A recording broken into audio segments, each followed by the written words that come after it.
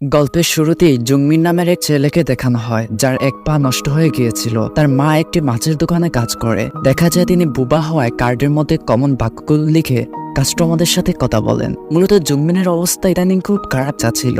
স্কুলে কারোর আচরণই তার পক্ষে ছিল না। রাতের বেলা সে গুগলে সার্চ করছিল কিভাবে মরা যায়। তখন তার সামনে একটি বিজ্ঞাপন আসে যেখানে লেখা ডিলাক্স ট্যাক্সি সার্ভিস, মরার বদলে প্রতিশোধ নিন, আমরা আপনার কাজ সম্পন্ন করব।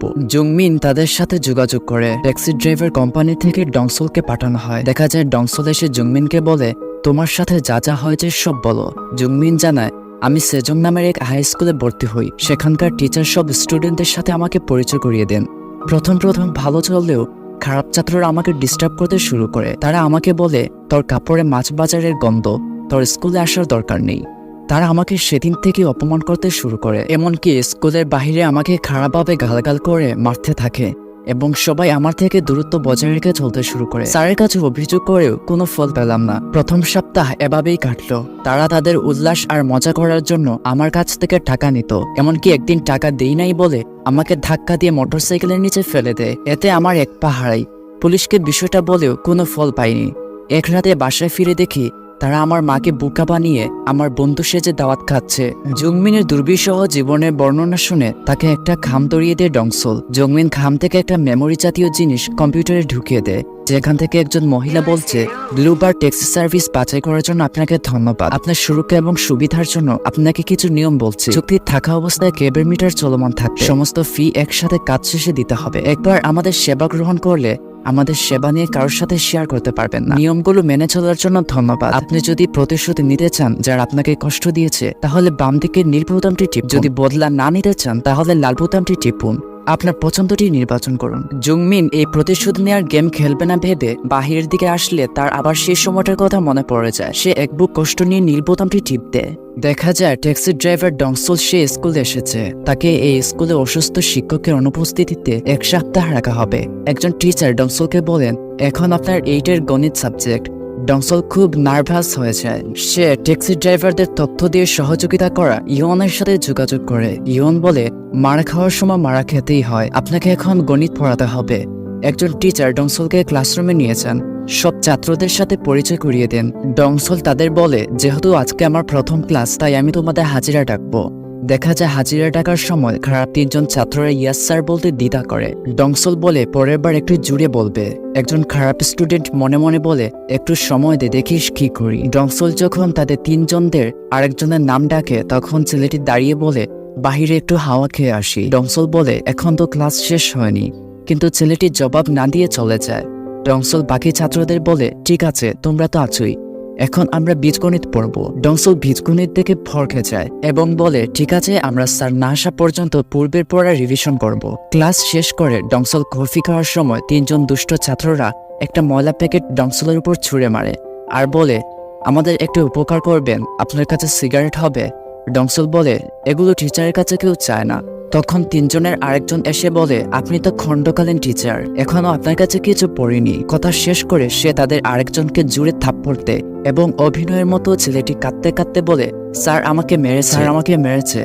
তারপর তারা চলে গেলে ডংসল ফিসফিস করে ইয়নকে বলে, দেখা যাবে কে কত বড় অভিনেতা। ডংসল কম্পিউটারে চেক করে দেখে এরকম অনেক সহিংসতা হয়েছে। কখনো ছেলেগুলোর বাবা মা আসেনি, শুধু একজন মামাই আসতো, যে এগুলো এসে মিটমাট করে চলে যেত। স্কুলের বাইরে বসে তখন ছেলেগুলো সিগারেট খাওয়া নিয়ে কথা বলছিল। তাদের কাছে তখন সিগারেট ছিল না।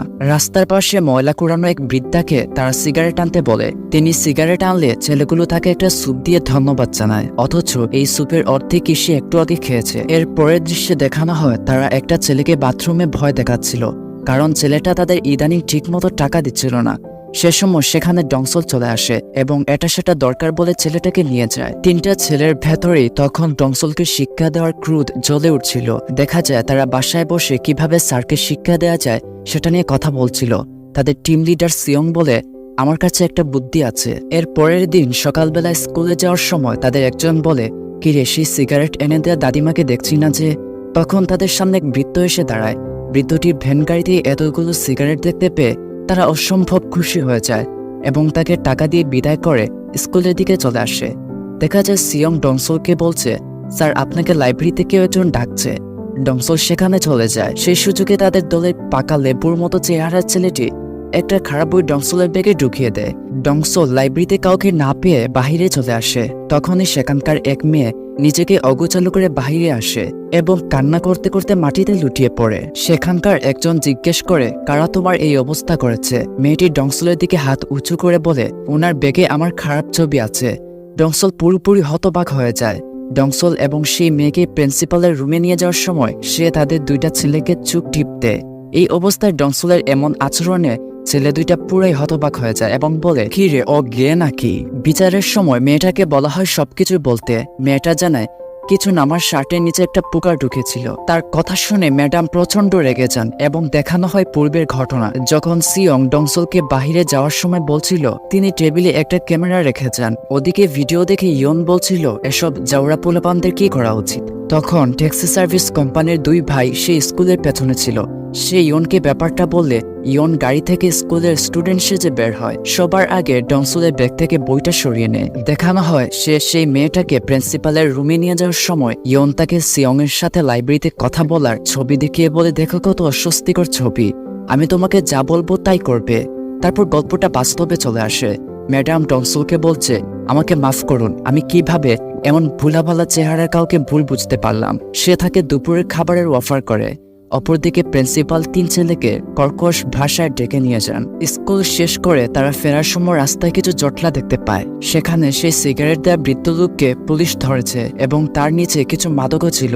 পুলিশ বৃদ্ধকে বলে, আপনি কার কাছে এগুলো বিক্রি করতেন? বৃদ্ধটি সেই তিন ছেলের দিকে হাত তুলে বলে, এদের কাছে। দেখা যায় ছেলেগুলো পালিয়ে একটা নির্জন জায়গায় আসে। তাদের একজন বলে, দেখ, সিগারেটে অন্য কিছুর গন্ধ আছে। সিয়ং তাদের বলে এটা মাটি চাপা দিয়ে ফেলতে। পরের দিন ক্লাসে ডংসল সবার উদ্দেশ্যে বলে, আজকে তোমাদের একটা জিনিস দেখাবো, যেখানে কালকের মাদক মিশ্রিত সিগারেট চাপা দেওয়ার ভিডিও ছিল। এটা দেখে ছাত্র তিনজন ভরকে যায়। ডংসল বলে, দুঃখিত, ভুল ভিডিও চালু হয়েছে। তারপর সে একটি পড়ালেখার ভিডিও আনে। স্কুল শেষ করে ছাত্র তিনজন ডংসলকে আটকে ধরে এবং বলে, এটা কি ছিল? ডংসল জানায়, অন্য ছাত্ররা বুঝতে পারেনি এটা তোমরা ছিলে। আমার কাছে পাহাড় জঙ্গল খুব অমায়িক লাগে, তাই ভিডিও করছিলাম। আমি ভাবতেই পারি নাই তোমরা সেখানে থাকবে। ডংসল তাদের হতবাক করে সেখান থেকে চলে যায়। ছাত্র তিনজন আবারও সেই জায়গায় চলে আসে সেই মাদকগুলো অন্য কোথাও ফেলে দিতে, যাতে পুলিশ চেক করলে পায় না। ডংসল দূরবীনে দেখতে দেখতে তাদের ফোন দিয়ে বলে, আমাকে পুলিশ বলছিল ব্যাপারটা নিয়ে বলতে, কিন্তু তোমাদের বাঁচানোর জন্য বলিনি, ভালো করিনি। তোমরা এখন মাটি করছো, সব দেখতে পাচ্ছি। তারা বিকেলবেলা গেম খেলতে এসে দেখতে পায় একটা নিউজে বলছে, মাদক সহ এখন যারা ধরা পড়ছে তাদের 5 বছরের জেল এবং $50,000 জরিমানা দিচ্ছে। তারা বাসায় ফিরে এসে দেখতে পায় ডংসল তাদের বাবার সাথে বসে গুটি খেলছে। ডংসল একটা গুটির দিকে তাকিয়ে জুড়ে হেসে হেসে বলে, দেখুন, আসল গুটিটাই ধরা পড়েছে। সিয়ং, দেখো, আসল গুটিটাই ধরা পড়েছে। ডংসল সিয়ং এর রুমে এসে বলে, আমাকে $4 থেকে $5,000 দিতে পারবে? সিয়ংরা বলে, আপনি শিক্ষক হয়ে টাকা ধার চান? ডংসল জানায়, আরে কি শিক্ষক, মাত্র 7 দিনের জন্যই তো পড়াতে এসেছি, আর সামান্য টাকাই তো চেয়েছি, গাঁজা মাদক বা কোকেন চাইনি। সিয়ং জানায়, ঠিক আছে, $4,000 সময় মতো পাবেন। ডংসল বলে, আমার এখন হোম ভিজিট শেষ। তারপরে দৃশ্যে দেখানো হয় জুংমিনকে। সে দোকান থেকে বের হয়ে দেখে ডংসল তাকে বলছে, তোমাকে ইদানিং স্কুলে দেখছি না, স্কুলে এসো। জুংমিন বলে, আপনার কথাবার্তা টিচারদের মতো লাগছে। ডংসল জানায়, আমি তোমার টিচারই। এই বলে সে একটা চিকেনের বক্স জুংমিনকে দেয়। তারপর জুংমিন তার মায়ের সাথে বাড়ি ফিরে। তার মার হাত থেকে ব্যাগ নিতে চাইলে তিনি বলেন, যখন আমার ছেলে আমার হাত ধরে তখন কোনো কিছুই ভারী লাগে না। দেখা যায় ডংসলকে সিয়ং একটা ছাদে ডেকে এনেছে। সেখানে সিয়ং এর মামা ছিল। তার মামা বলে, তুই কিসের টিচার, ছাত্রদের কাছে টাকা ধার চাস? তারপর ডংসল এক এক করে সবাইকে তুলুধন্য করে। পরিশেষে সে সিয়ংকে ছাদ থেকে লাথি দিয়ে ফেলে দেয়। বাকি দুইজন ডংসলের কাছে প্রাণ ভিক্ষা চায়। ডংসল বলে, তোমরা জুংমিনকে চিনো? এরপর দেখানো হয় বাকি দুইজন পুলিশের কাছে সবকিছু খুলে বলছে, তারা কাদের সাথে কি করেছে, কোন দিন কখন কি অপরাধ করেছে। তারা বলে, আপনারা সিয়ং এর লাশ খুঁজে পেয়েছেন। সেই সময় দেখানো হয় যখন সিয়ং লাফতে, সেখানে ট্যাক্সি ড্রাইভার কোম্পানির 2 ভাই ছিল, যারা নিচে তুলু দিয়ে সিয়ংকে বাঁচিয়েছিল। অপরদিকে ডংসল সিয়ংকে এমন একটা জায়গায় বেঁধে রেখেছে যেখানে ঘর ভর্তি খাবার ছিল। ডংসল বলে, যত খুশি খাও, বিল জুংমিন দিবে, যেটা খেতে পারবে না সেটার বিল তুমি দিবে।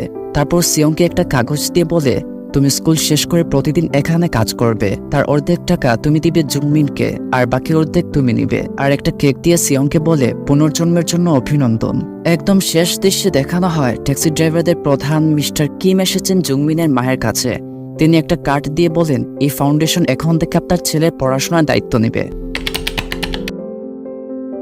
গল্পের শুরুতেই কানমারিয়া নামের এক মেয়েকে দেখানো হয় যে প্রতিবন্ধী হয়, সমাজে অনেক বৈষম্যের শিকার হয়েছিল, তাই সিদ্ধান্ত নেয় আত্মহত্যা করার জন্য, কিন্তু কোনোভাবেই সাহস করে উঠতে পারছিল না। সেই সময় সে একটা বিজ্ঞাপন দেখতে পায় যেখানে লেখা ডিলাক্স ট্যাক্সি সার্ভিস, মরার বদলে প্রতিশোধ নিন, আমরা আপনার কাজ সম্পন্ন করব। মারিয়া তাদের সাথে যোগাযোগ করে। ট্যাক্সি সার্ভিস কোম্পানির ডংসুল রেকর্ড অন করে বলে আপনার সাথে যা যা হয়েছে সব বলুন।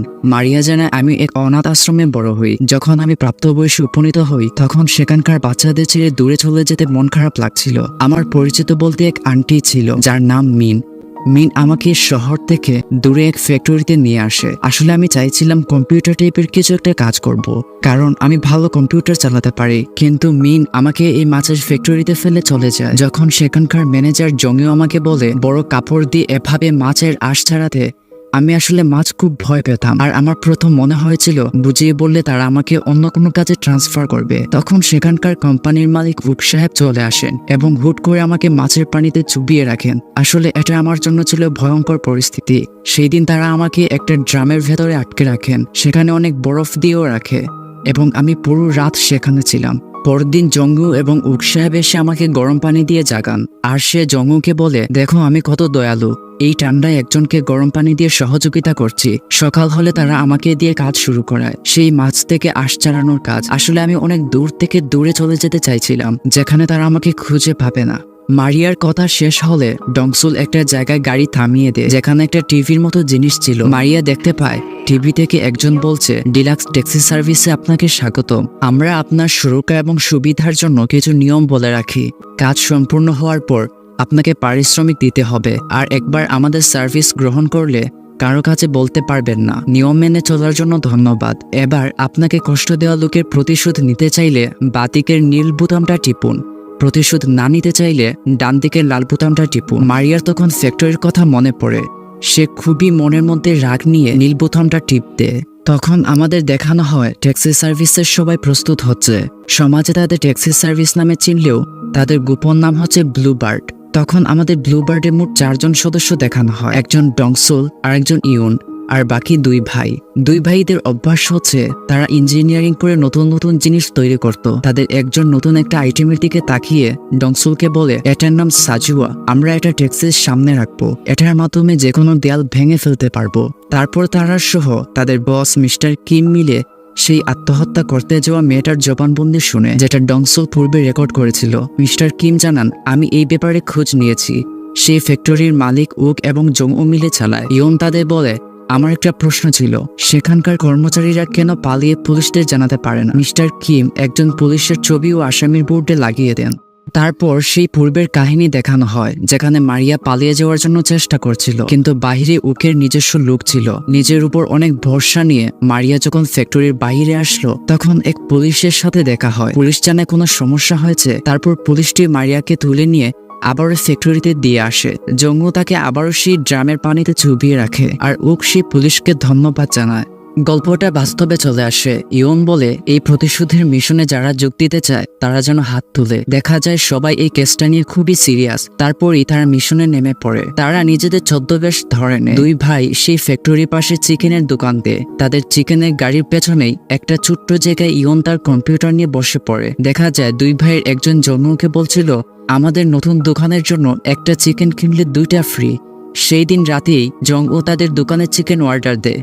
জংউ তার মালিক উকের সাথে বসে মজা করে খাচ্ছিল। জংউ বলে আমি মারিয়াকে মিস করছি। তার বস তার গালে থাপ্পড় দিয়ে বলেন নিজের কাজে সতর্ক থাকো। তারপর তারা খেয়ে ঘুমিয়ে গেলে ডংসুল তাদের ঘরে লুকিয়ে প্রবেশ করে। সে জংউর ফোন খুলে দেখতে পায় মারিয়ার অনেক অস্বস্তিকর ছবি তার ফোনে ছিল। এটা দেখে ডংসুল খুব রেগে যায়। তখন আমাদের দেখানো হয় সে কিভাবে ট্যাক্সি ড্রাইভারদের ব্লুবার্ড টিমে এসেছিল। অনেক বছর আগে এক লোক ডংসুলের মাকে হত্যা করে। সেই হত্যাকারীকে যখন পুলিশ ধরে ফেলে সেই সময়টাই হত্যাকারীকে বলা হয় কিভাবে তার মাকে মেরেছিল সেটা দেখানোর জন্য। হত্যাকারী যখন উদাহরণস্বরূপ দেখায় ডংসুল তখন নিজের উপর রাগ ধরে রাখতে পারে না। সেই জায়গায় মিস্টার কিমও ছিলেন। তিনি ব্লুবার্ডের চেয়ারম্যান। রাতের বেলা মিস্টার কিম ডংসুলের কাছে আসেন। মিস্টার কিম জানালেন আমি ব্লুবার্ডের চেয়ারম্যান, চিনো নিশ্চয়ই। ডংসুল জানায় আমি এইসব আজাইরা জিনিস চিনি না। মিস্টার কিম তার মায়ের হত্যাকারীর ছবি দেখিয়ে বলেন এই হত্যাকারীকে মরতে দেখলে তোমার কষ্ট দূর হবে নিশ্চয়ই। তারপর ডংসুলকে নিয়ে মিস্টার কিম তাদের ব্লু বার্ডে নিয়ে আসেন আর বলেন তোমার মায়ের আসল খুনিকে জানো, সেটা হলো সমাজ, কারণ এই সমাজ সস্তা ক্ষমা দিয়ে সেই দত্তটাকে প্রশ্রয় দিয়েছে। তুমি কি আদৌ সেই পুলিশ আর বিচারকদের ন্যায় বিচার বিশ্বাস করো? তারপর দেখানো হয় ডংসুল সেই ফ্যাক্টরিতে একজন ক্রেতা হয়ে প্রবেশ করে। তাকে দেখে উক প্রথমে ধমক দেয়, এই বলে যে এখানে ঢুকলেন কিভাবে। ডংসুল জানায় সে কয়েক ড্রাম শুটকি কিনতে এসেছে। তারপর উকের সাথে একটা চুক্তি করে সেখান থেকে চলে যায় আর উক এবং জংউ মিলে সেই শুটকির ড্রামগুলো তুলে ধরে। সেখানে অনেক শুটকি থাকায় পোকাগুলির বিচরণ বেড়ে গিয়েছিল। উক জংউকে বলে একটা পোকা খাওয়ার জন্য। জংউ বলে এটা তো পোকা, খাওয়া যাবে না। তারপর তারা দুজন মিন আন্টির সাথে দেখা করে যে মারিয়াকে এই ফ্যাক্টরিতে এনেছিল। উক জানায় পরের বার যখন কাউকে আনবে তখন বোকা শুকা আর কম খায় এমন কাউকে আনবে। মিন বলে মারিয়া সেদিন পালানোর সময় আমাকে ফোন করেছিল, তোমরা যদি তাকে কর্মচারী মনে করো তাহলে শুধু কাজই করিয়ে যাও, তাকে অত্যাচার করো কেন? জংও বলে আমি তো মারিয়াকে ভালোবাসি। আর সে উককে আরো বলে আপনি জানেন ভালোবাসা কি, আমি ওকে বিয়ে করব। তখন উকের পক্ষ থেকে একটা থাপ্পড় খায়। এর পরের দৃশ্যে দেখানো হয় মিস্টার কিম মিনের অফিসে এসেছেন। একটা কাজ নিয়ে চুক্তি করলেন কিছুক্ষণ বসে। মিন নামের মহিলাটি ছিল অসম্ভব লোভী। সে মিস্টার কিমের টাকার কথা শুনে জ্ঞান হারিয়ে ফেলে। তারপর মিস্টার কিম যাওয়ার সময় ইচ্ছে করে গাড়ি দিয়ে মাটির ময়লা পানি মিনের উপর ছেড়ে দিলেন আর বললেন সামনে একটা ওয়াশ হাউস আছে, আমি আপনাকে ড্রপ করে দিতে পারি। মিন গাড়িতে উঠে ফিসফিস করে বলে আর একটা মুরগি পেয়েছি। দুই ভাইয়ের একজন ছিল গাড়ির পেছনে, সে মিনকে অজ্ঞান করে ফেলে। তারপর মিস্টার কিম গাড়িটি এক নির্জন জায়গায় গিয়ে পুড়িয়ে ফেললেন আর মনে মনে ভাবতে লাগলেন খারাপ লোকদের এভাবেই শাস্তি দিতে হয়। তারপর দেখানো হয় ডংসুল আবারও টাকা নিয়ে ফ্যাক্টরিতে এসেছে। এবার সে আগের থেকে 20 ড্রাম শুটকি নিবে এবং টাকা পরিশোধ করে চলে যায়। অথচ উক এবং জংউ বুঝতেই পারল না ইনি একজন পাক্কা অভিনেতা। পাশের এক রাস্তা দিয়েই খারাপ পুলিশটি গান গাইতে গাইতে যাচ্ছিল। তাকে একটা মেসেজ দিয়ে বলা হয়েছে ও দূরে এক রাস্তায় কাং মারিয়ে আছে। সে উক সাহেবকে ফোন দিয়ে বলে এবার আমাকে বেশি পয়সা দিতে হবে। পাশেই ডংসুল একটা নির্জন জায়গায় গাড়ি পার্ক করে আর দুই ভাই বুদ্ধি করে যে জিনিসটা বানিয়েছিল সেটা গাড়ির সামনে লাগিয়ে দেয়। দেখা যায় পুলিশটি ডংসুলকে দেখে হতবাক হয়ে যায় এবং ডংসুলের আচরণ দেখে কিছুক্ষণ গালাগাল করতে থাকে। তারপর ডংসুল পুলিশের পুরো গাড়ি উল্টে দিয়ে গাড়ির সামনে থেকে ক্যামেরা নিয়ে চলে যায়। অন্যদিকে কাংমারিয়া ট্যাক্সি ড্রাইভারদের অফিসে বসে কম্পিউটার টিপছিল। তার দক্ষতা দেখে ইয়ন প্রশংসা করে। তারপর তারা খাওয়ার জন্য বেরিয়ে যায়। মারিয়ার হাতে থাকা একটা ওষুধ দেখে ইয়ন জিজ্ঞেস করে তুমি কি অসুস্থ? মারিয়া বলে এটা সুস্থ আর হ্যাপি থাকার জন্য খেতে হয়। তারপর বাহিরে এসে ইয়ন ডংসুলকে ফোন দিয়ে বলে ওই হারামজাদাগুলি মেয়েটাকে সুস্থ থাকার জন্য মিথ্যে ওষুধ খাওয়াচ্ছিল, আসলে সেগুলো ছিল জন্ম নিয়ন্ত্রণের ওষুধ। তারপর ডংসুল রেগে গেলে রাতের বেলা মুখোশ পরে জংউকে অনেক পিঠায়। জংউ বলে থামো, আমার সাথে এরকম করছো কেন? ডংসুল বলে আমারও একই প্রশ্ন, তুই এরকম করেছিস কেন? সেই সময় ট্যাক্সি ড্রাইভারদের অফিসের সামনে মারিয়া তার ফোনে অনাথ আশ্রমের বাচ্চাদের ছবি দেখছিল আর ভাবছিল সেই সময় সে কতটা না খারাপ অবস্থায় ছিল। তার অনাথ আশ্রমে বন্ধুগুলো তার বাচ্চা উপলক্ষে পুতুল নিয়ে আসতো আর ওক সেগুলো চিরত আর জংউ বাচ্চাদের বন্দুক দিয়ে ভয় দেখিয়ে খেদিয়ে দিত। মারিয়ার পাশে কখন যে মিস্টার কিম এসে দাঁড়ালেন সে টেরই পায়নি। মিস্টার কিম জানালেন সে যেন অনাথ আশ্রমে সেই বাচ্চাগুলোকে এখানে আনে। তিনি অনেক খাবার এবং খেলনা কিনেছেন। তখন উককে দেখানো হয় তিনি চিন্তিত ছিলেন কারণ তার শুটকিগুলো ইদানিং কে যেন চুরি করে নিয়ে যাচ্ছে। অন্যদিকে তিনি ডংসুলকে শুটকি ডেলিভারি দেওয়ার কথা বলে অনেক টাকা এনেছিলেন, সেটাও দিতে পারছেন না। উক যখন শুটকির রুমে ঢুকে সে মুখোশ পরে এক লোককে দেখতে পায়। উক বলে তুই কে? ডংসুল বলে আমি সেই যে রাতে এখান থেকে শুটকি চুরি করি। তারপর সে উককে কঠিন ভাবে মারে। উক মারা খাওয়ার এক পর্যায়ে ডংসুলের মুখোশ খুলে নেয়। সে ডংসুলকে জিজ্ঞেস করে তুই আসলেই কে? ডংসুল বলে তুই প্রতিনিয়ত কুকর্ম করে যাচ্ছিস, প্রতিবন্ধীদের এনে জোরপূর্বক কাজ করাচ্ছিস, তাদের ঠিকমতো বেতনও দেস না। তারপর বলে তোর চেহারায় ময়লা লেগে আছে, আমি পরিষ্কার করে দিচ্ছি। এই বলে সে ময়লা শুটকির পানিতে অনেকক্ষণ চুবোয় আর তাকে একটা ড্রামে ভরে ট্যাক্সি ড্রাইভারদের ব্লুবার্ড সংগঠনের সিনিয়রদের কাছে তুলে দেয় এবং মিশন কমপ্লিট করে ডংসুল তার ট্যাক্সি আবারও জায়গা মতো রেখে দেয়।